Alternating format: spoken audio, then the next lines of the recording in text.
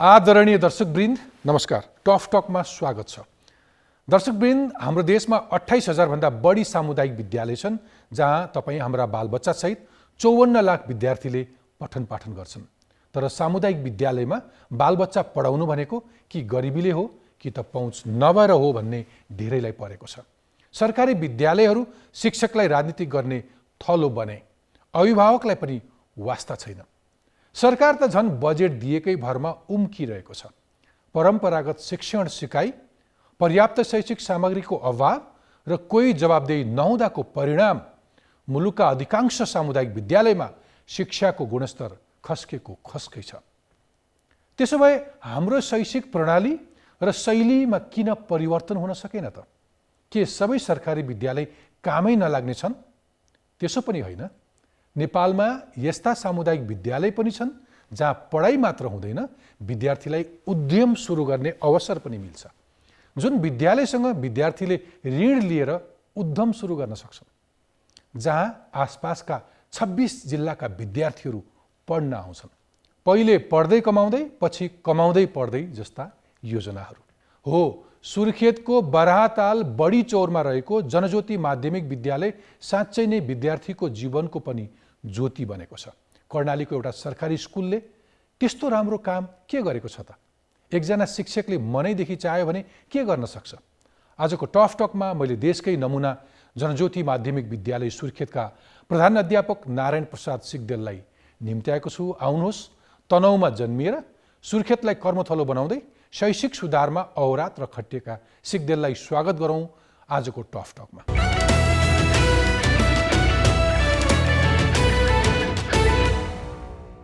नारायणजी, tough टकमा स्वागत छ। धन्यवाद छ। आराम हुनुहुन्छ सर? एकदम आराम छ। जीवनको ऊर्जाशील करिब 3 दशक 30 वर्ष एउटा सामुदायिक विद्यालयमा पढाएर विद्यार्थीका पछि लागेर बिताउनु भयो। 32 वर्ष 32 वर्ष पुरा भयो। विद्यालयको इतिहास चाहिँ 50 वर्षको रहेछ। 50 वर्षको भयो। कसरी सम्झिनुहुन्छ यो 3 दशक समय कस्तो रह्यो? सधैँ नै रमाइलो भयो, तर अत्यन्तै अभावको स्कुल थियो। त्यतिखेर त सुरुमा त भैँमा नै बस्नु पर्थ्यो बालबालिकाहरू। जतिखेर म 46 सालमा गएँ, त्यसपछि साँझ बिहान मतलब शुक्रबार बच्चाहरूले भैँहरू लिप्नु पर्थ्यो। अफिस हामी आफैले लिप्नु पर्थ्यो। अफिसमा सिमेन्टेड थिएन। एकपालि त मेरै आफ्नो पाइन्टभित्र मुसा पस्यो। अनि त्यसपछि साथीहरूलाई भनेर, साथीहरू यो त साह्रै भएन भनेर, त्यहाँ सिमेन्टेड घरै थिएन। अनि वीरेन्द्रबाट सिमेन्ट मगाएर बालबालिकासँग त्यो खोलाबाट बालुवा मगाएर हामी आफैले हाम्रो चप्पलले त्यो प्लस्टर गरेको याद छ मलाई। त्यस्ता धेरै उदाहरणहरू छन्। पानी थिएन, चर्पी थिएन। एकपालि त एकजना बहिनी उतापट्टिको यस्तो मूलबाट खोला जस्तो सानो बगेको छ, त्यहाँको पानी उनले घोप्टी परेर खाने बेलामा नाकभित्र जुका पसेर 3 दिनपछि मात्रै थाहा पाएर अनि मैले हेल्थ पोस्ट पठाएर जुका निकाल्न लगाएँ। त्यसपछि ती घटनाहरूले खानेपानीको व्यवस्था गर्दै जाने, चर्पीको व्यवस्था गर्दै जाने। अथवा कुनै बेला 15 महिनासम्म तपाईँहरूले तलब खुवाउन सक्नु भएको थिएन। करिब त्यो ज्योति निभ्नै लागेको थियो। एकदमै लागेको थियो। वास्तवमा अभिभावकको हिक्मत, सहारा र मेरो हिक्मत भन्छु मैले। म जाने बेलामा 6-7 सम्म स्कुल थियो। त्यो 5 सम्म स्वीकृत थियो, 5 वटा दरबन्दी थियो। 7मा पास भइसकेपछि भाइ बहिनीहरू पढ्न नजाने, किनभने टाढा स्कुल, आर्थिक अभावको कारणले जान नजाने रहेछ।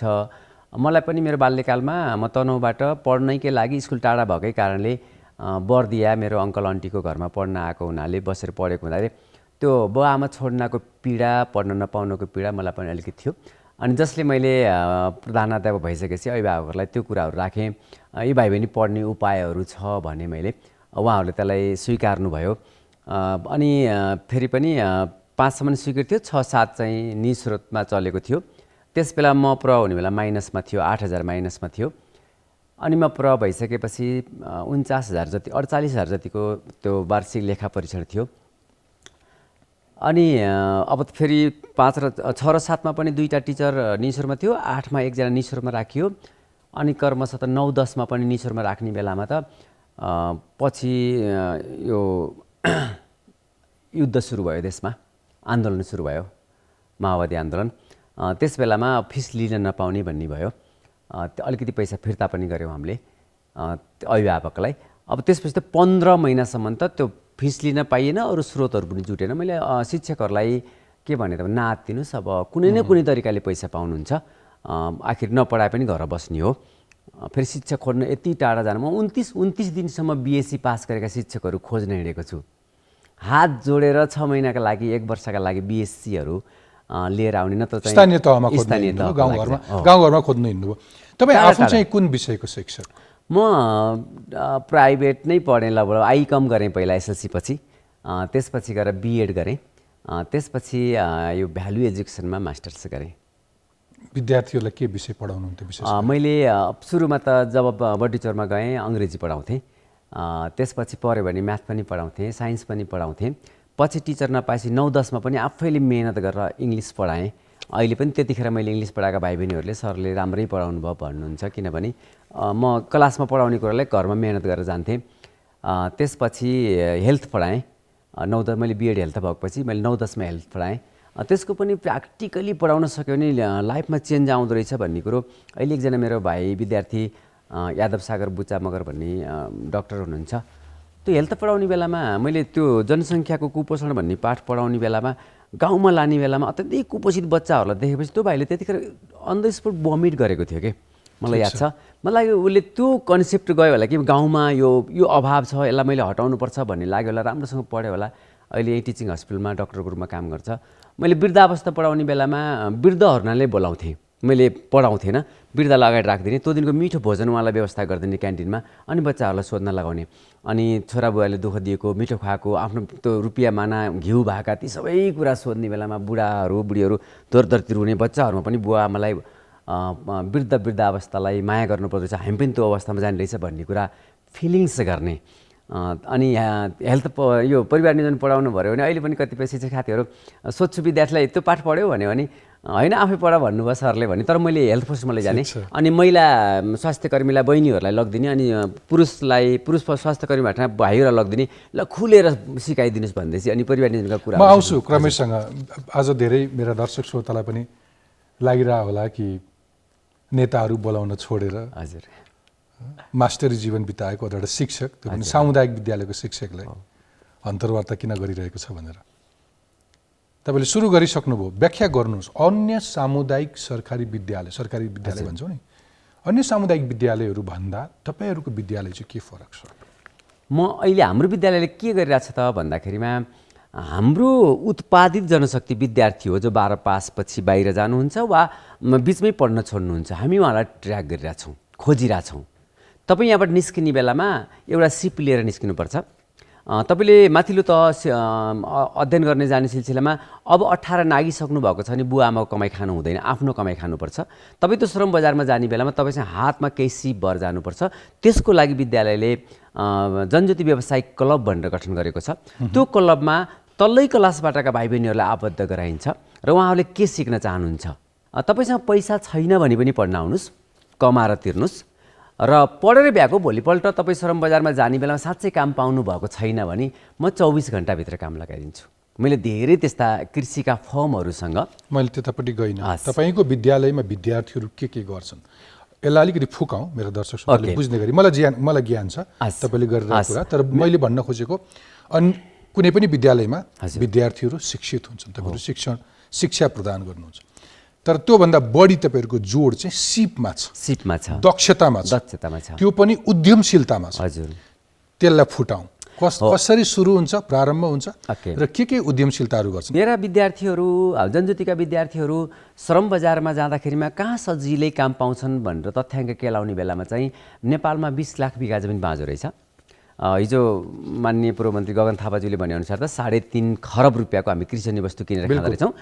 त्यसैमा नै सिपयुक्त बनाउन सक्यो भने सजिलै श्रम बजारमा जान सक्छ भन्ने लाग्यो र हामीले विद्यालयभित्र 1 बिघामा माछा पोखरी, 50 भन्दा बढी बङ्गुर अटाउने खोर, 1500 भन्दा बढी कुखुरा अटाउने खोर, हामीसँग 80 घारभन्दा बढी मौरी, 100 भन्दा बढी बाख्रा अटाउने खोर, जडीबुटी प्रशोधन केन्द्र, अलिकति सानो यो फलामको काम गर्ने आरन, अनि 10,000 भन्दा बढी फलफुलका बेर्ना अटाउने नर्सरी, अनि 100 भन्दा बढी डल्ला अटाउने च्याउको खोर, टर्की, बट्टाई, हाँस, कडकनाथ, यी सबै कुराहरू छ हामीसँग। त्यो सबै सम्भावना देखाउँछ र बजारको मूल्य मागलाई पनि हेर्छौँ र भाइ बहिनीहरूलाई अनि पोते पनि बनाउन सक्छौ है, अब यो जुत्ता चप्पल पनि बनाउन सक्छौ है, अनि घडी रेडियो पनि बनाउन सक्छौ जस्ता कुराको उनलाई मोटिभेसनल क्लास लिन्छौँ अनि उहाँहरू रोज्नुहुन्छ। अनि रोजिसकेपछि अनि उहाँहरूको ग्रुप बन्छ। ग्रुप बनिसकेपछि योजना मान्नुहोस् उहाँले कुखुरा पाल्न चाहनुभयो, तर एकैचोटि 2000 कुखुरा पाल्न पाउनु, 20-50 वटा मात्रै कुखुरा पाल्नुपर्छ। त्यो 50 वटा 100 वटा कुखुराको मूल्य कति हो त चल्लाको, त्यो उहाँले योजना बनाउनुहुन्छ। भुस कति लाग्ने, दाना कति लाग्ने, अनि खोरको भाडा कति कक्षाका विद्यार्थीले यो सब गर्छ? अहिले 4-5 बाट सुरु गरेका छौँ। 4-5 मा पढ्ने बच्चाहरूसँग जानुभयो भने त्यो क्रम जारी छ भने अहिले 3 का बच्चाहरूले फर्सीहरू अनि लौकाहरू लगाइरहेको छ। अनि त्यो प्लानलाई चाहिँ त्यो सम्बन्धित विषयको सरले सर्टिफाइड गर्नुहुन्छ, प्रमाणित गर्नुहुन्छ कि त्यो खोर ठिक छ, चल्ला ठिक छ, मूल्य ठिक छ, अनि बजार मूल्य भोलि बेच्ने ठिक छ, नाफा र नोक्सान निकाल्नु, प्रोजेक्ट प्रपोजल पर्फेक्ट छ भनेर हेर्नुहुन्छ। अनि म कहाँ आउँछ अनि मैले चाहिँ त्यसलाई लेखलाई भनिदिन्छु अनि उहाँले दिनुहुन्छ अनि सुरु गर्नुहुन्छ। म पनि त्यसलाई मोनिटरिङ गर्छु, खोर खोज्नलाई सहयोग गर्छु। अनि यहाँ अहिले पनि मेरो अनि विद्यार्थीले त्यो रकम पाउँछन्, रकम त्यो तिर्ने शर्तमा उसले जस्तै ब्रोइलर पाल्यो भने 45 दिनभित्रमा तिर्नुपर्छ, लोकल कुखुरा पाल्यो भने 6 महिनाभित्रमा तिर्नुपर्छ, बङ्गुर पाल्यो भने 9 महिना 12 महिनाभित्रमा तिर्नुपर्छ। त्यसलाई हामी अलिक थप रकम कुनै विद्यार्थीले किस्ता बुझाउँदिन भन्न पनि पाएन। त्यो चाहिँ तपाईँहरूको प्रपर निरीक्षणमा सुपरभिजनमा हुन्छ। तपाईँको विद्यालय कक्षामा हजुर एउटा फ्याक्ट्री जस्तो, एउटा वर्कसप जस्तो, एउटा औद्योगिक क्षेत्र जस्तो जो विद्यार्थी 4 क्लासदेखि पढ्दैछ, पढ्दै उसले अतिरिक्त समयमा अतिरिक्त समूह बनाएर अतिरिक्त क्रियाकलाप अन्तर्गत उसले यो उद्यमशीलताको सिप तपाईँले प्रदान गर्नुहुन्छ। एकदमै त्यसलाई तपाईँले योजनाको नाम दिनुभएको छ कि पढ्दै कमाउँदै हो। यसमा सेलेक्सन गर्दाखेरि चाहिँ अलिक जेहेन्दार विद्यार्थी, अलिक गरिब पृष्ठभूमिबाट आएको, अलिकति घरको अवस्थाहरू पनि हेर्नुहुन्छ, त्यो तपाईँको क्राइटेरियामा होइन। अब यो साधारणतर्फ शिशुदेखि 12 क्लास पढाइ हुन्छ, उहाँहरूलाई हामीले कम्पलसरी गरेका छैनौँ, किनभने ऊ साधारण शिक्षा पढ्नुहुन्छ। उहाँ अरू खरदार सुब्बामा जाने गरी पनि तयारी गर्नुभएको छ, फोर्समा जाने तयारी गर्नु, त्यतापट्टि पनि फोकस गरेका छौँ। यता प्राविधिकतर्फकोलाई अनिवार्य नै छ। त्यसो गर्दाखेरिमा सबैलाई खुला छ र बच्चाहरू यति खुसी भएर आउँछ। अस्ति एकजना बहिनीको मैले उनको एउटा इन्टरभ्यू हेरेँ, उनले एउटा पत्रकारले सोधिराख्नु भएको थियो, उसले 100 रुपियाँको धनियाँ बेचेछ 7मा पढ्ने बहिनीले। त्यो बेचेपछि उसमा भएको त्यो खुसीको सीमा नै थिएन। अनि उसले कमाएको अभिभावकले सोध्नु भएछ उसलाई, 100 रुपियाँ कमाउँदा यदि खुसी छ भनेपछि धेरै कमायो भने कस्तो होला? अनि उसले भने साँच्चै आफ्नो पैसा कमाउने मलाई गजब खुसी हुने रहेछ भनेको। यसलाई सन्तुलन कहाँनिर राख्नु भएको छ? कति त्यो 100 रुपियाँको खुसीले कतै विद्यार्थीको शिक्षाको निरन्तरतामा कुनै त्यो 100 रुपियाँको आकर्षण, 100 रुपियाँको लोभले कहीँ शिक्षामा कुनै असर त पर्दैन। मैले त्यसको 2-3टा कुराहरू गरेको छु। एउटा त ती बच्चाहरूलाई मैले मजाले नजिक राखेर हेर है, तिमीहरू स्कुलको गहना पनि हो। अहिले तिमीहरूकै कारणले गर्दाखेरिमा धेरै पत्र पत्रिकाहरू आउने, राष्ट्रले पनि पढ्दै कमाउनेलाई सम्मान गरेर कार्यक्रम ल्याएको हुँदाखेरिमा तिम्रो पढाइ चाहिँ बिग्रिनु हुँदैन।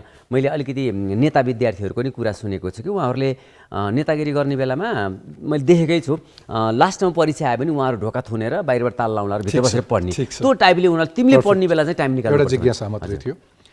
2068 सालमा तपाईँहरूको विद्यालयले प्राविधिक शिक्षा पनि अध्यापन सुरु गरेछ हैन? अर्को रमाइलो पक्ष कर्णालीको एउटा विद्यालय, भलै कर्णालीको तल सुर्खेत होला, पहिले हामी जुम्ला, हुम्ला, मुगु, डोल्पा, कालीकोटलाई मात्रै हामी कर्णाली भन्थ्यौँ। तर कर्णालीको त्यो सुर्खेतमा तपाईँको विद्यालयमा वरपरका 26 जिल्लाका विद्यार्थीहरू आउँछन् पढ्न।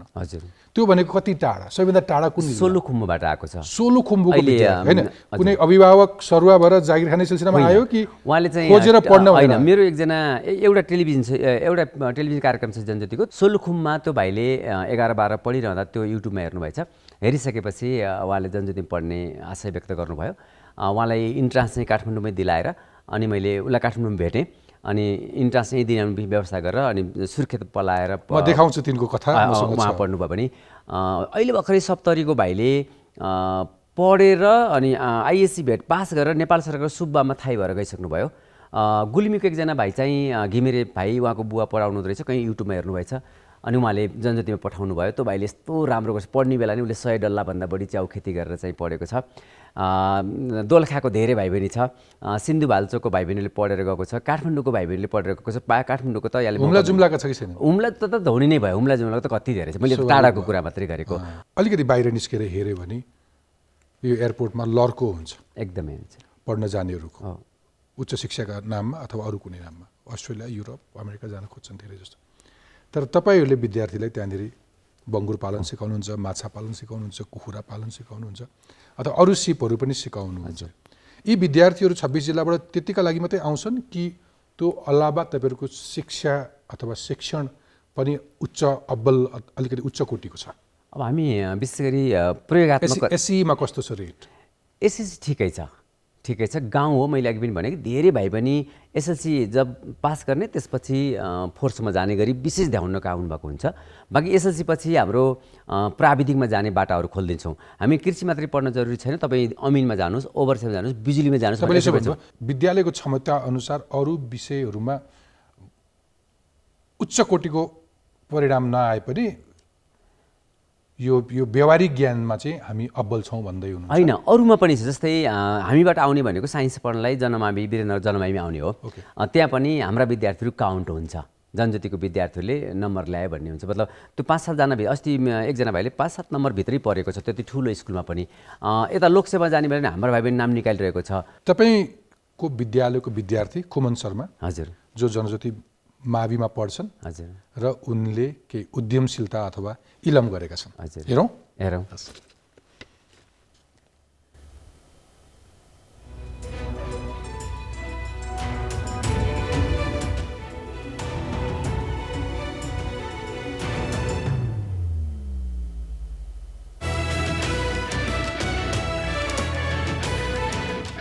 नमस्कार, मेरो नाम खुमन शर्मा। मेरो घर लेकबेसी नगरपालिका 1 लेखपर्सा सुर्खेतमा पर्छ। म चाहिँ अहिले श्री जनज्योति माध्यमिक विद्यालयमा पशु विज्ञान तेस्रो वर्षमा अध्ययनरत विद्यार्थी हुँ र जनज्योतिको पढ्दै कमाउँदै शीर्षकलाई आत्मसात गर्दै म लगायत 4 जना विद्यार्थी साथीहरू हुनुहुन्छ। उहाँहरूले हामीले 6 वटा बङ्गुरहरू पालेका छौँ। मिनिमम 5 वटादेखि 7 वटाको दरमा जन्मायो भने पनि एउटा पाठाबाट हामीले 25-30 हजार रुपियाँ हामीले त्यहाँबाट आम्दानी गर्न सक्छौँ। हामीसँग अहिले 4 वटा भुनीहरू छन्। त्यसै गरेर अगाडि बढिरहँदा हामीले त्यहाँ त्यो कामलाई हामीले एउटा रुटिनमा सेड्युलमा अगाडि बढाइरहेका छौँ र टोटल आम्दानीको रूपमा हामीले त्यहाँबाट बिरेलाई मासु प्रोडक्सनबाट हामी अगाडि बढ्दै गएर हामीले मिनिमम 3 लाखदेखि 4 लाखसम्मको एउटा आकलन गरेका छौँ। नमस्कार, मेरो नाम चाहिँ सजन निरौला, मेरो घर चाहिँ सोलुखुम्बु हो। म चाहिँ हाल अहिले आइसिएजी सकेर एक्जाम दिएर अहिले अब एउटा व्यवसाय खोलेर बसेको छु, जसमा अहिले मैले स्कुलबाट 1,20,000 लोन पाएको छु, जसमा हामी 2 जना टिचर र 2 जना स्टुडेन्ट छौँ। र त्यो 1,20,000बाट चाहिँ अब हामीले एउटा बोइलर फार्म स्टार्ट गरेको छौँ र अहिलेसम्म चाहिँ अब त्यति लगानीले पुगिरहेको छ। तर अब त्यसमा नि अब लगानी अलिकति कम भएर थप गर्नुपर्ने छ र अहिलेसम्म अब हाम्रो 400 वटा चल्ला हालेको हो हामीले। फर्स्ट इयर हुँदाखेरि मैले माछा पालन सुरु गरेको थिएँ। माछा पालनबाट हामी 5 जनाको ग्रुप थियो। 5 जनाको ग्रुपमा हामीले 2000 माङ्गुर माछा हालेको थियौँ। त्यो माङ्गुर माछा हामीले 6 महिना निरन्तर पाल्यौँ र हामीलाई त्यसबाट अब हाम्रो लगानी त्यति बेला हाम्रो 1,20,000 थियो र त्यसबाट अब हामीले 6 महिनामा हामीले 1,80,000 को बेच्यौँ र त्यसमा हामीलाई 60,000 त्यतिकै नाफा भइहाल्यो। अब पढ्दै कमाउँदै गर्दा अब तरकारी खेती गर्दा अब आफूले तरकारी किनेर खानु नपर्ने र अन्य खर्चहरू, स्कुलको फिस, मन्थली फिस बाहेक अब सुरुमा एडमिसन खर्च बाहेक हामीले घरबाट केही पनि पैसा मगाउनु पर्दैन थियो। सर, हजुर, त्यो 4 कक्षादेखि पढ्दै कमाउँदै गर्दाखेरि केही 2-400, 2-4 हजार हुँदै गरेर पछि त्यो उमेर बढ्दै जाँदाखेरि एउटा विशुद्ध उद्यमीकै पारा आइसक्यो हुन्छ हैन विद्यार्थीलाई।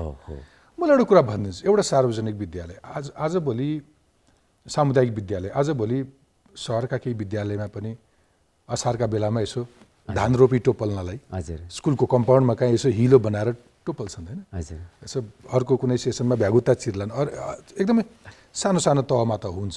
हजुर।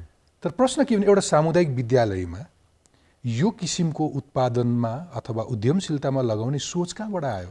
माछा पाल्या छ, बङ्गुर पाल्या छ, बाख्रा पाल्या छ हैन, विद्यार्थीहरूलाई कमाउने बनाइदिएको छ, उसको विद्यालयको खर्च त के हुन्छ र सामुदायिक विद्यालयमा? घर खर्च विद्यार्थीले विद्यालय आएर जुटाइरहेछ। हजुर, त्यतिखेर जतिखेर सुरु गरेँ त्यतिखेरको कृषिको तथ्याङ्क हेर्ने बेलामा चाहिँ 1.5 खरबको कृषि वस्तु किनेर खाने, त्यसमा 25 अरबको माछा किनेर खाने विदेशबाट, 35 अरबको मासु किनेर खाने, अनि त्यो खाइसकेपछि दाँत कोट्याउने सिन्का पनि चाइनाबाट ल्याएर कोट्याउने।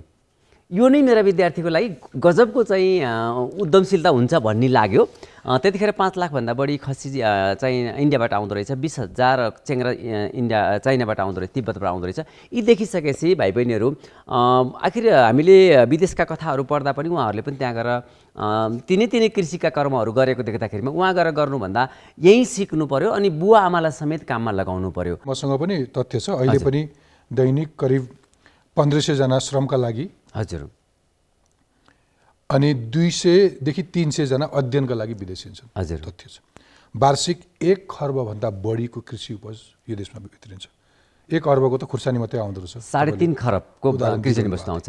फलफुल 80% हामी विदेशबाट ल्याउँछौँ। एकदमै यति चराले बिस्ट्याएको भरमा कुनै बिरुवा उम्रिन्छ। एउटा मेरो बारीमा एउटा बेलौती अथवा अम्बा खाएर उडेको चराले तपाईँको बारीमा गएर बिस्ट्यायो भने त्यहाँ एउटा अम्बाको पेर्ना उम्रिन्छ, अथवा कुनै पनि फलफुलको। त्यति उर्वर भूमि छ, होइन?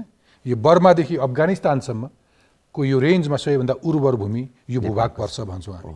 तर मधेसदेखि हिमालसम्म संसारका सबै किसिमका फलफुलहरू फल्छन्। अति गर्मीमा फल्नेदेखि लिएर हिउँ पर्ने ठाउँमा फल्ने स्याउसम्म फल्छ।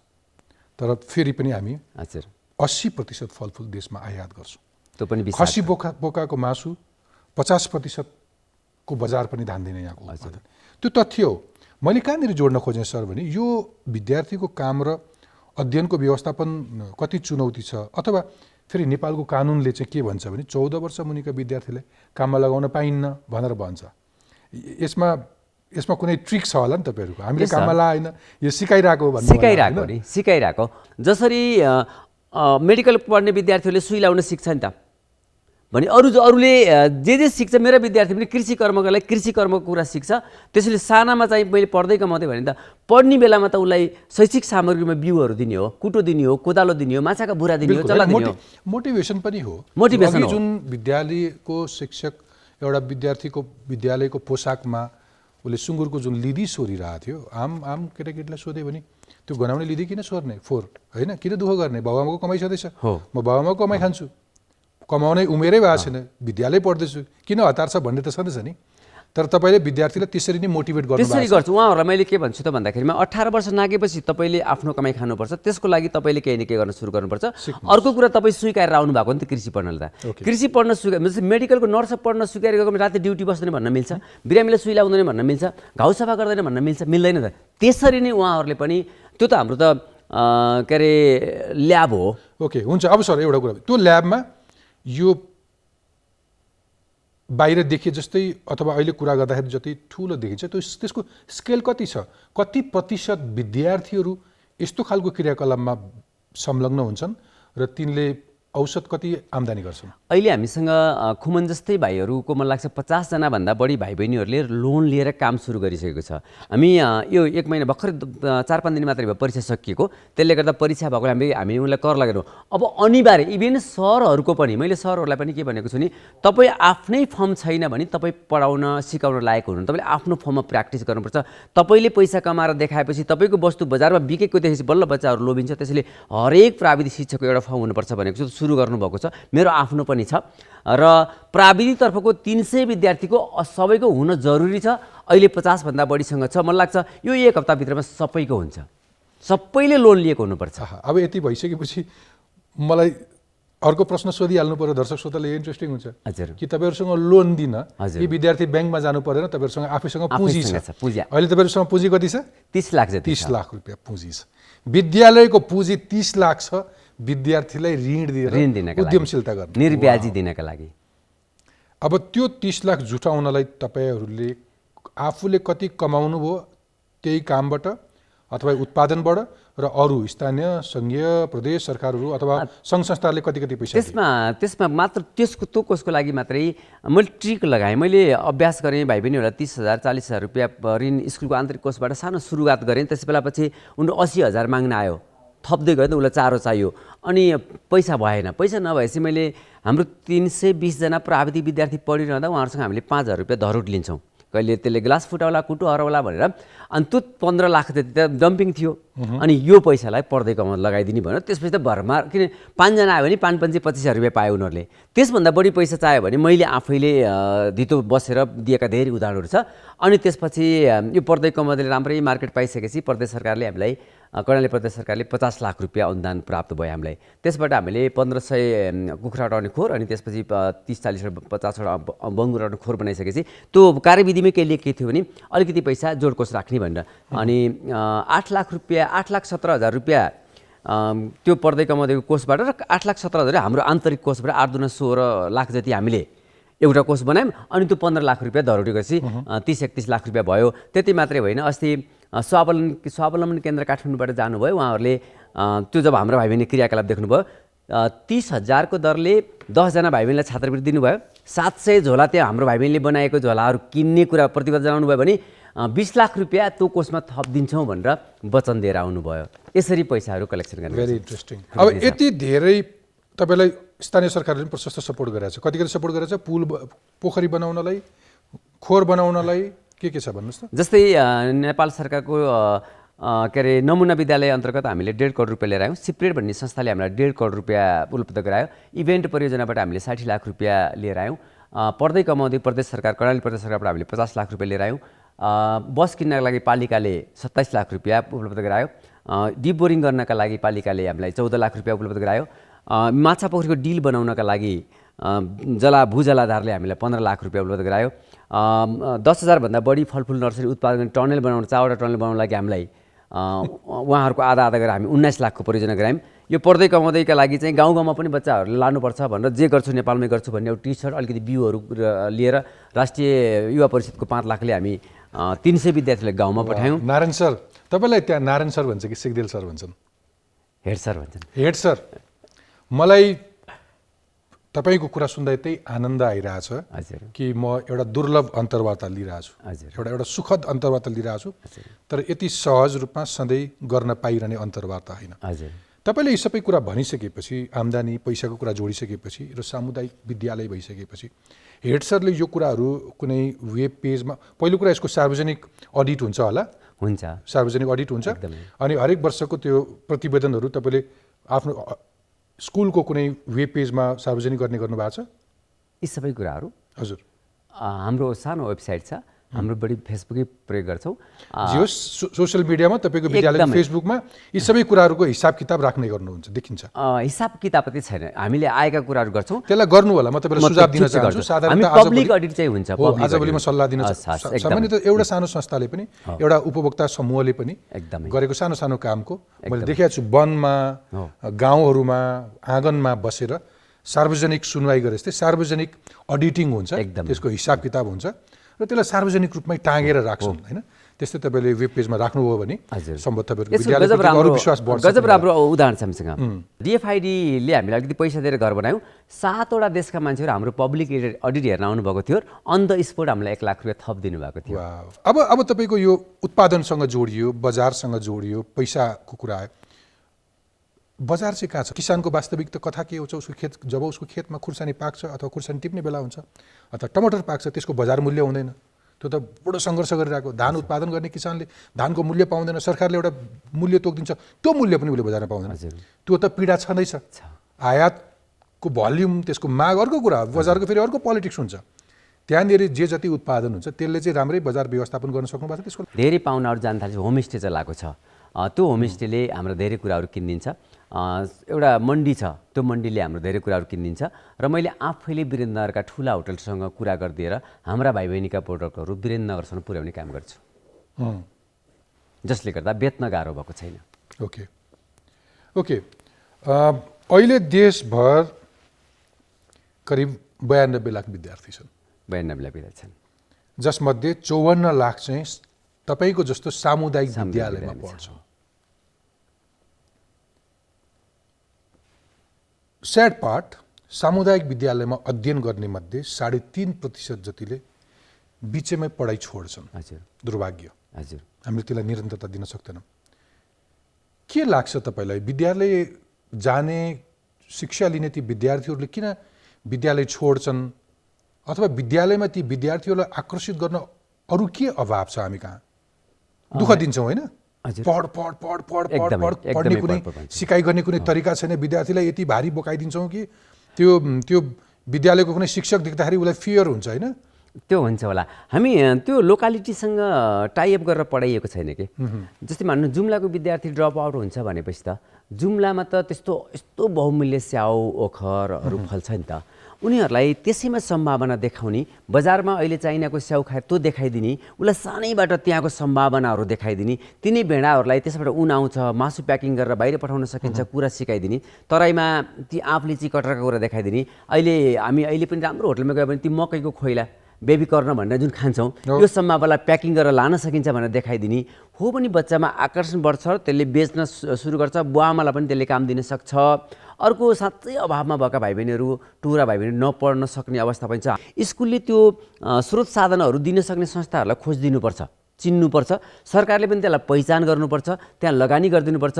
र ऊ सबै एउटै कुरा पढ्न आएको होइन, उसले पढ्न अरू पनि खोजेको छ भने त्यसको व्यवस्था गरिदिनुपर्छ। ठिक छ, त्यो स्कुलले सक्दैन भने अन्त पठाएर पनि व्यवस्था गरिदिनुपर्छ। ओके, तपाईँले कुरा गरिरहेको कुरा त फेरि श्रम बजारसँग जोडिन्छ नि। हजुर, विद्यार्थीले जुन उद्यमशीलता सिकाइरहनु भएको छ, अब नेपालको श्रम बजारको पिक्चर हेऱ्यो भने चाहिँ हजुर, करिब करिब हरेक वर्ष वार्षिक रूपमा 5 लाख युवाहरू श्रम बजारमा आउँदा रहेछन्। हो। तर मुस्किलले 20,000 देखि 25,000 मान्छेले मात्र रोजगारी पाउँछन्, हजुर, सरकारी जब। हजुर, अब निजीको त्यति तथ्याङ्क छैन, तर त्यति धेरै उद्योग धन्दा के नै खुलिया छ र। तर यसो हेऱ्यो भने ती युवाहरू न कृषिमा न स्वरोजगारीमा कहीँ पनि आकर्षित भएको देखिँदैन। कहीँ पनि त्यो न तथ्याङ्कमा देखिन्छ, न बाजा खेतहरू देख्दाखेरि थाहा हुन्छ होइन। जोखिमयुक्त कामहरूका लागि खाडी मलेसिया जाने चलन छ। त्यो सग्लो आफ्नो लगेको प्राण लिएर आउँछ आउँदैन त्यसको ठेगान छैन, बडो महँगो मूल्य चुकाउँछौँ। किन होला? किन यो खालको परिस्थिति आउँछ? त्यो के भयो भने जस्तै अहिले बङ्गुर अघि हेर्नु भने हामी चाइनालाई यो देशले यदि बङ्गुर मात्रै पठाउने हो भने सबै नेपालीले बङ्गुर खेती गर्दाखेरि पनि मासु पुर्याउन सक्दैन, किनभने अन्तबाट मासु मगाइराखेको छ। त्यसलाई कामसँग जोडिएन, उसले सम्भावना देखेन। हामीले खाने सुन्तला, हामीले खाने स्याउ, हामीले खाने अङ्गुर, हामीले खाने बेलौती, त्यो बाहिरकालाई यहाँ पनि उत्पादन हुन्छ भनेर सानोबाट गर्न सिकाउने हो भने त ऊ त्यहाँ जोडिन सक्छ। अनि कामलाई सानो मानियो। अहिले काठमाडौँको बजारमा हेर्नुहोस् त कति धेरै साइकलमा फलफुल र तरकारी बेचेको देख्छौँ नि त। त्यसलाई अलिकति आधुनिक बनाएर हाम्रा विद्यार्थीहरूलाई त्यो BBS, MBA, एग्रो बिजनेस पढ्ने भाइ बहिनीहरूलाई पनि जोड्ने हो भने त त्यो त गजबले गर्न सकिन्थ्यो नि त। नयाँ टेक्नोलोजी नै जोडेर अहिले त त्यो पठाओ जस्तै गाडीमा सामान लिएर हिँड्ने, अनि मसला क्लिक गऱ्यो भने भान्सामा मसला पुर्याउने, तरकारी पुर्याउने पनि विधि ल्याउन सकिन्छ नि त। यसरी जोड्न सक्ने थियो। तर के भन्दा काममा छुन दिएन। मैले भने नि तपाईँले फुटबल खेल्नु भएन, 22 वर्षको भएपछि फुटबल दियो त डर लाग्छ नि त, खुट्टा भाँचिन्छ कि भन्ने। तर सानैबाट फुटबल खेलाउन सिकाइनु भने त त्यो ऊ डराउँदैन फुटबल। त्यस्तै हरेक काम छ। मैले कृषि मात्रै भनेको नि, अरू सबै कामहरू उसले इच्छा लागेको कामहरूलाई सानैबाट जोड्दै जोड्दै जोड्दै जाने हो भने त्यो भोलि डराउँदैन। एक्ज्याक्टली। मलाई सोध्नु त्यसको लागि चाहिँ फेरि स्कुलको वातावरण कस्तो छ भन्नेले पनि म्याटर गर्छ। एउटा शिक्षकको व्यवहार चाहिँ कति इम्पोर्टेन्ट हुन्छ एउटा विद्यालयमा? त्यो त गजब हुन्छ। ऊ त शिक्षक त बुवा हो, गुरु हो, अभिभावक हो, वैद्य हो, धामी हो, डाक्टर हो, सबै कुरा हो। उसले हरेक कुरा चाहिँ बच्चासँग त्यो किसिमको ट्रिट गर्नुपर्छ। उसका हरेक अभावहरूलाई कसरी पूर्ति गर्न सक्छु भन्ने कुरा, मैले कस्तो कस्तो अभावहरू पूर्ति गरेको छु भन्नुहुन्छ नि। त्यसबाट जुम आउट गरौँ, हजुर, टाढा निस्कौँ, त्यहाँबाट वरपर हेर्न थालौँ। हजुर, मैले कहाँ लक्षित गर्न खोजिरहेको भने त्यो तपाईँको एउटा विद्यालय हुनसक्छ, अथवा अरू 10वटा अथवा 100वटा विद्यालयहरू हुन सक्छन्। हजुर, सरकारले नमुना विद्यालय नै तोकिया छ। कति छन् सरकारले तोकिया नमुना विद्यालयको सङ्ख्या? 300 भन्दा बढी। 300 भन्दा बढी छ। त्यसलाई त्यसरी नै बिल्ड गर्न खोजिया छ। हजुर, तर हजारौँको सङ्ख्यामा छ विद्यालयहरू। हजुर, त्यो विद्यालयमा एउटा विद्यार्थीका लागि कति उपयुक्त वातावरण छ, कति प्रोत्साहन गर्ने शिक्षक छ। शिक्षकहरूलाई त फेरि तलको माध्यमिक तहका सामुदायिक विद्यालयका शिक्षकहरूको अर्को एउटा ख्याति भनौँ अथवा बदनामी भनौँ, उहाँहरू त राजनीति मात्रै गर्नुहुन्छ, विद्यालयलाई राजनीति गर्ने थलो बनाएको छ भनिएको छ। मसँग तथ्याङ्क छ कि अघिल्लो साउन महिनादेखि यताको 8 महिनामा हजुर, स्थानीय चुनावका लागि भनेर अथवा राजनीति गर्नलाई 1300 भन्दा बढी शिक्षकले राजीनामा दिएछन्। हजुर, अङ्कमै भन्नु पर्यो भने 1340 जनाले राजीनामा दिए। त्यो भनेको अब अवकाश लिन्छु, यसलाई सुविधा पनि राम्रै छ, पैसा पाइन्छ, अनि म राजनीतिमा लाग्छु। राजनीतिले त्यति आकर्षित गरिरहेछ। हजुर, चिन्ता त के हो भने त्यो शिक्षकले त्यो विद्यालयको लागि कति धेरै मेहनत गरेछ, कति धेरै ध्यान दिएछ भन्ने कुरा हो नि। अब 13 सालमा 3 लाखलाई अझै पनि 3 लाख शिक्षक त त्यो बाहेकको शिक्षक हुनुहुन्छ। वास्तवमा टिचरलाई मोटिभेसन चाहिएको छ, अनि नजिकका स्रोत साधनहरूलाई प्रयोग गर्ने विधिहरू सिकाइदिनु परेको छ, त्यही भूगोलसँग खेल्न सिकाइदिनु परेको छ। स्रोतहरू खोज्ने शिक्षकसँग क्षमताको अभिवृद्धि गर्न पर्यो। उहाँ शिक्षक भइसकेपछि त्यसलाई म शिक्षक हो, मैले बच्चालाई के सिकाउन सक्छु, के दिन सक्छु, म भोलिसम्म मरण हुँदा पनि मेरो स्मरण हुने कुरा के हो भन्ने कुरा चाहिँ उहाँले खोज्नुपर्छ। त्यो खोजिदिनु भयो भने बच्चा त कस्तो राम्रो हुन्छ, कस्तो राम्रो हुन्छ। त्यति निको लागेको कुरा भएन नि त। चुनाव आयो भनेर त्यो राम्रो भएन, त्यो राम्रो भएन, त्यो राम्रो भएन। जसको एक्सपर्टिज बढ्यो होला, जसले अझ विद्यार्थीहरूसँग व्यवहार गर्ने कुरा सिक्यो होला, यत्रो वर्ष अनुभव भइरहेको शिक्षक चुनाव आयो भनेर राजनीति गर्न जाँदा त्यो राम्रो होइन, राम्रो होइन, त्यो राम्रो होइन। अनि कुनै दलको झोला बोक्नु अथवा झन्डा बोक्नु चाहिँ कति राम्रो? त्यो पनि राम्रो होइन। तपाईँलाई विचारले एउटा भोट हाल्नु राम्रो हो, तर तपाईँ फलानै पार्टीको मात्रै लेप लाएर हिँड्नु त्यो पनि राम्रो होइन। बोक्छन् किन त्यसो भए राम्रो होइन भने? अब उहाँले त्यही त त्यो 1300 सरहरूलाई आज टिकट पाउन सजिलो हुन्छ भनेर बोक्नुहुन्छ, अनि उहाँले अरू अरू कुराहरूलाई बच्नका लागि, संरक्षणका लागि फेरि राजनीतिक दलहरूले पनि शिक्षकलाई आफ्नो बनाउन पाए हुन्थ्यो, उहाँहरूलाई मेरो पार्टीको सदस्य दिलाउन पाए हुन्थ्यो। त्यसले मलाई उहाँ व्यवस्थापन समिति त सबै राजनीतिक दलले नै बनाइदिन्छन् नि? हो, अलग अलग दलले बनाउनुहुन्छ। हाम्रो त व्यवस्थापन समिति पनि हजुरको 50 वर्षको उमेरमा जम्मा तेस्रो अध्यक्षले काम गरिराख्नु भएको छ। यसको स्याड साइड पनि, तपाईँको एउटा सफलताको कुरा गर्दै गर्दा अर्को यसको डार्कर साइड पनि हेऱ्यो भने, मेरो गाउँमा एकजना इन्द्र सर हुनुहुन्थ्यो, उहाँले के भन्नुहुन्थ्यो नि, हजुर अझ जति बेला विद्यार्थी सङ्गठनहरू सडकमा टायर बाल्न, हो, अस्ति काठमाडौँमा टायर बालिरहेको थियो, सबै यङ युथ्सहरू, स्कुलको बच्चाहरू, उहाँले के भन्नुहुन्थ्यो, त्यस पछाडि उच्च राजनीतिक तहसम्मका नेतृत्वसम्मको मान्छेहरूको कुनै कुनै बेलामा त्यो मूर्खता देख्दाखेरि उहाँले के भन्थ्यो नि, दिलभाइ हामीले धेरै पढायौँ, मैले पनि 30 वर्ष पढाएँ, पढाउने काम मात्रै भएछ, शिक्षा दिने काम भएन। हो, शिक्षित कसैलाई पनि बनाइएन छ, हजुर, पढाइएछ मात्रै। पढ्नु र शिक्षित हुनु फरक कुरा हो सर, हेड सर? एकदम फरक कुरा हो। अब हाम्रो खुमन भाइलाई तपाईँले टायर बोल्न बोलायो भने आउँछ त? उसले त आफ्नो बङ्गुरको हेरचाह गर्नुपर्छ। जसले त्यहाँ गोबी लगाएको छ, जसले चाहिँ अरू अरू तरकारी लगाएको छ, ऊ व्यस्त छ कि हेर्नु भने हुन त अहिले कहिले कहिले मेडिकलको भाइ बहिनीहरूले पनि आन्दोलन गरेको देखिन्छ, तर पनि टायर बाल्न आउँदैन, किन उसमा ड्युटी हुन्छ कि। त्यो पढ्ने बेलामा पनि उसलाई टास्क सँगसँगै दिने हो भने ऊ त्यहाँ आउँदैन, उसले कामको महत्त्व बुझ्छ। यो भनेको त फेरि पनि बेरोजगार मान्छेहरू, लहरमा लाग्ने मान्छेहरू, भोलि पनि भविष्य त्यही टायर बालेको कारणले कहीँ काम पाइहाल्छु कि फेरि नेता भइहाल्छु कि भन्ने मान्छेहरूले गर्ने। सर, यो त जस्तो शिक्षक त्यस्तै विद्यार्थी। शिक्षक महासङ्घका अध्यक्ष बाबुराम थापाले के भन्दै हुनुहुन्थ्यो भने, करिब 30,000 शिक्षक विभिन्न राजनीतिक दलहरूको कमिटीमा छन् सर। हजुर, 30,000 शिक्षक विभिन्न राजनीतिक दलहरूको कमिटीमा छन्। हजुर, दुर्भाग्य मेरो क्षेत्रमा पनि केही पत्रकारहरू त्यसरी नै राजनीतिक पार्टीको कार्यकर्तै छन्, जुन पेसागत त्यो मर्यादामा पर्दैन। म पत्रकार भइसकेपछि म कुनै राजनीतिक दलको सदस्य हुन पाउँदिनँ, हजुर, कुनै पनि रूपमा। अब भन्नुहोस्, मुलुकको शिक्षाको जग बसाउने शिक्षकहरू नै आफ्नो जिम्मेवारीबाट विमुख भएर त्यो राजनीति मोह जाग्छ भने उसले विद्यालयको शिक्षा कति इमान्दारिताका साथ विद्यार्थीलाई पढाउँछ, अथवा त्यसले शिक्षामा कस्तो खालको प्रभाव पर्छ? त्यसले नराम्रो असर गर्छ। म त्यस्ता शिक्षकहरूलाई के अरे एकपालि चाहिँ चेतावनी दिने, त्यसपछि कारबाही गर्न सक्नुपर्छ। तर कारबाही गर्न सक्नका लागि फेरि पनि उहाँहरू सरकारमै भएका नेताहरूको चाहिँ पार्टीको भागमा उहाँले गर्न सक्नुहुन्न, यसको अन्त्य हुनुपर्छ। अब देशैभरि हेऱ्यो भने करिब 1,80,000 सरकारी तलब लिने शिक्षकहरू। हजुर, दोष को त? शिक्षकहरूमा दोष कि शैक्षिक प्रणाली? एउटा त प्रणाली, एउटा त शिक्षकको पनि दोष हो। उहाँलाई आफ्नो विषयवस्तुप्रति, आफ्नो पेसाप्रति कन्फिडेन्स छ भने उहाँले कसैको झोला बोक्न जरुरी छैन, कुनै पार्टीको चाहिँ पछाडि लाग्न जरुरी छैन।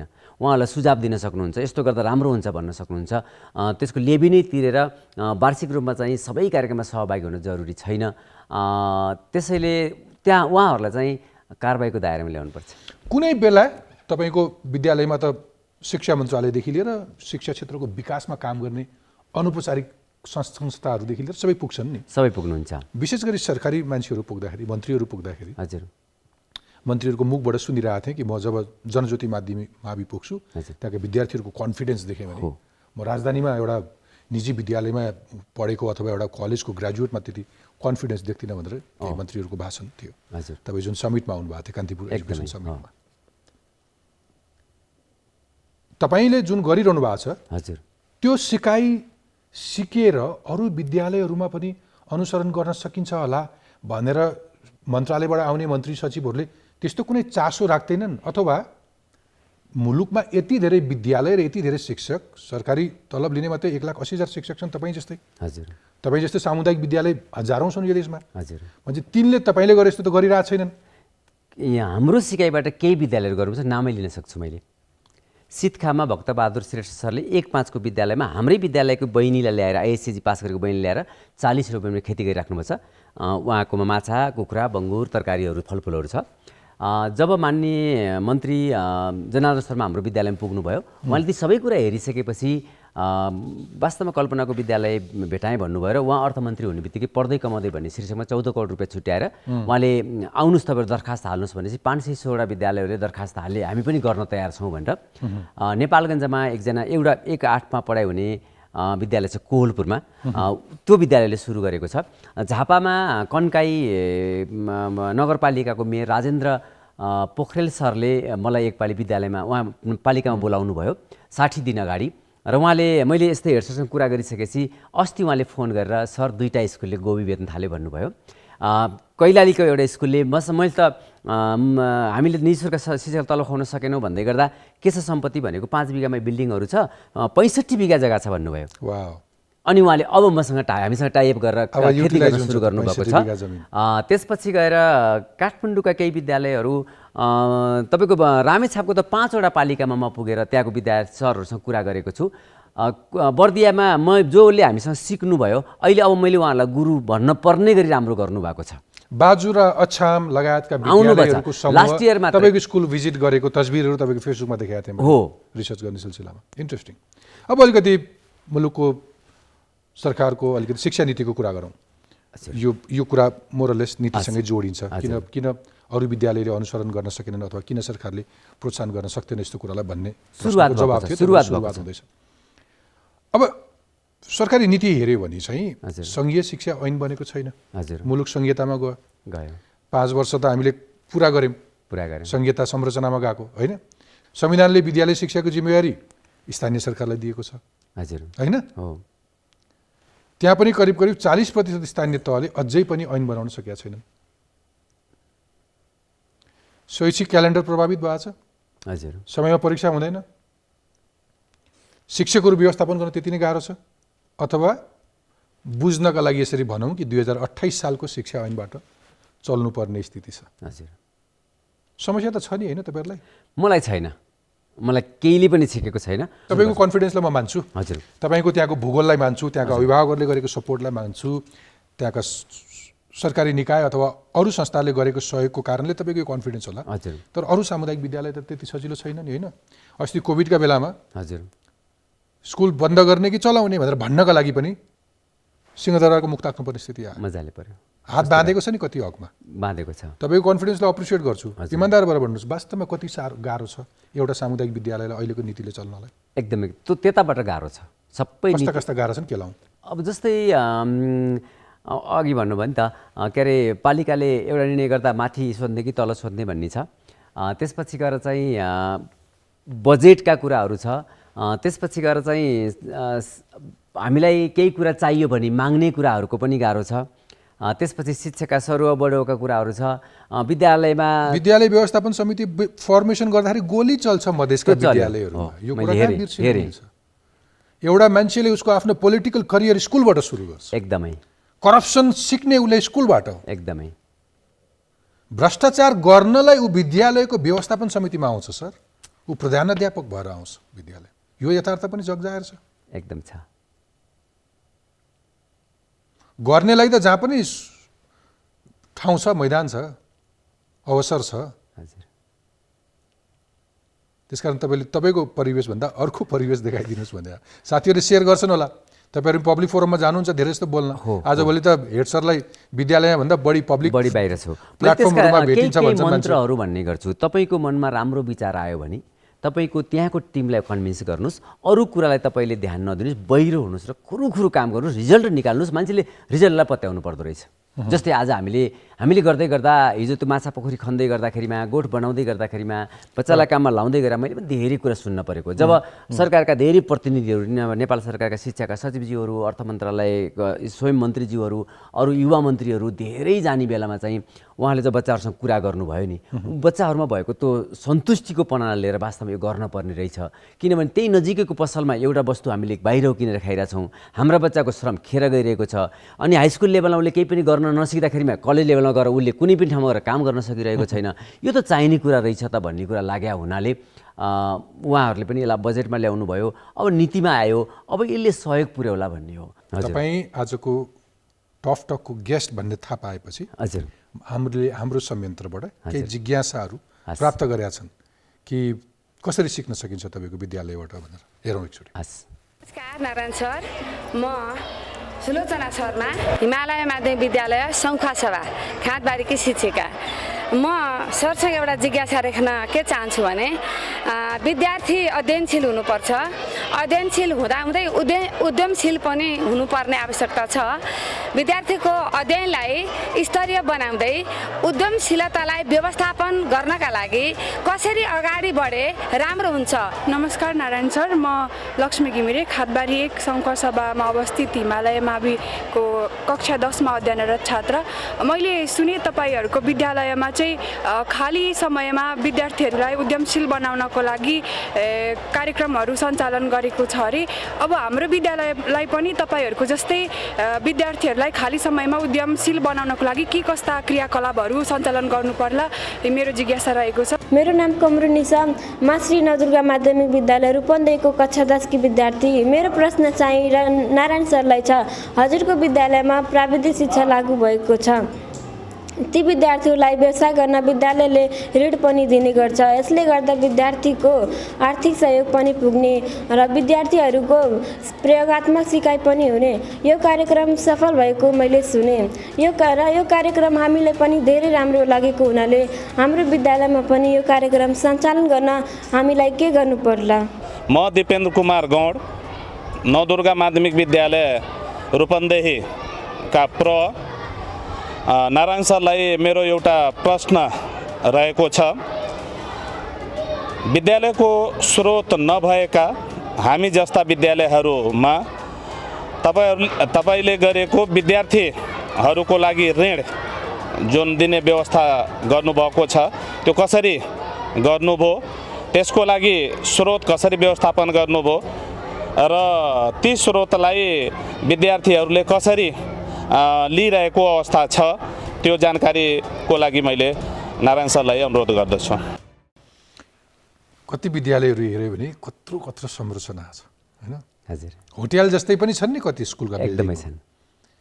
मैले त्यस्तो पनि स्कुल देखेको छु, कुनै स्कुलको हेड सरको कोठाको दराजमा हजुर दाताहरूको स्टिकर टाँस्न ठाउँ नभएपछि हजुर दराज थपिएको छ। मेरो कोठै छैन, हेडसरको कोठै छैन, स्टिकर दाताहरूको स्टिकर हैन। रिसोर्सको अभाव छैन, जमिन छ कति विद्यालयको, तर पनि त्यो सृजनशीलता आउँदैन। यो जवाब कसरी दिनुहुन्छ? सङ्खुवासभामा त कस्तो रुद्राक्ष एकदमै धेरै हुने रहेछ त्यहाँ मैले हेरेँ। उहाँले रुद्राक्षका मालाहरू बनाएर बजारमा ल्याउन सक्नुहुन्छ। मैले अहिले अर्को देखेको त विद्यालयले के गर्ने त भन्नुहुन्छ भने यसले सरकारलाई सुनोस् र ध्यान दियोस्। एउटा विद्यालयको वरिपरिलाई हेर्नुभयो भने त्यहाँ कपडा सिलाउने कुरा, जुत्ता सिलाउने कुरा, खाद्यान्नका कुरा, सबै कुरा जे छ नि, माला पोते कुराहरू, झोलाहरू नि, त्यो भाइ बहिनीहरूलाई यो तिमीहरू बनाउन सक्छौ भनेर सोधौँ, र मेटेरियल जोड्यौँ। हुन्छ होइन, बेसिकली तपाईँले अब यो यसरी यहाँबाट कुनै मन्त्र भन्ने भन्दा पनि कुनै पनि बिजनेस गर्दाखेरि पनि पहिले त्यसको स्कोप हेरिन्छ, त्यसको फिजिबिलिटी स्टडी गरिन्छ होइन, कन्ज्युमरहरूको बिहेभियरहरू हेरिन्छ होला, त्यसको डिमान्ड सप्लाई सबै हेरिन्छ नि, मार्केट भन्ने त्यो पनि होला। त्यसकारण त्यो अवस्था बेसिकली अहिलेलाई यति बुझौँ कि त्यो उत्साह चाहिँ हुनु पर्यो, त्यो अभिलाषा हुनु पर्यो, त्यो जाँगर हुनु पर्यो। तर हरेक बच्चामा छ। र विद्यालय भनेको यति ठुलो जनसङ्ख्या, तपाईँको विद्यालयमा 1300 विद्यार्थी छ, 1365 भन्दा बढी छ। 1000 विद्यार्थी 500 देखि 1000 विद्यार्थी एभरेज स्कुलहरूको नम्बर हो हैन? हजुर, त्यसलाई क्रिएटिभली सृजनशील तरिकाले लर्निङ सँगसँगै कुनै एन्टरप्रेनरसिप बिल्ड गर्न सकियो भने चाहिँ त्यो विद्यालय मात्रै होइन, विद्यार्थीको एउटा परिवार मात्रै होइन कि समुदायलाई पनि एक किसिमको लाभ पुग्छ भन्ने कुरा हो। कार्यक्रमको समय सिद्धियो सर, तर यति हुँदाहुँदै पनि फेरि केही निजी कुरा त गर्नुपर्छ होला।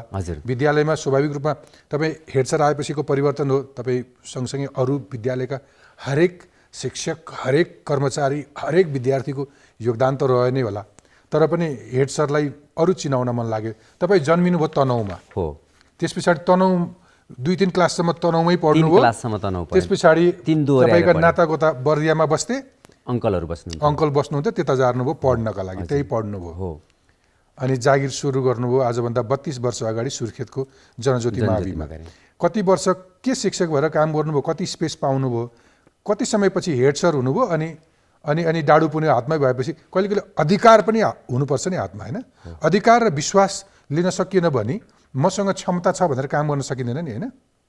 त्यसमा जस्तै अहिले मैले गरेको केही पनि होइन, मेरो स्टाफले गरेको, मेरो व्यवस्थापन मेरो अभिभावकले गरेको हो।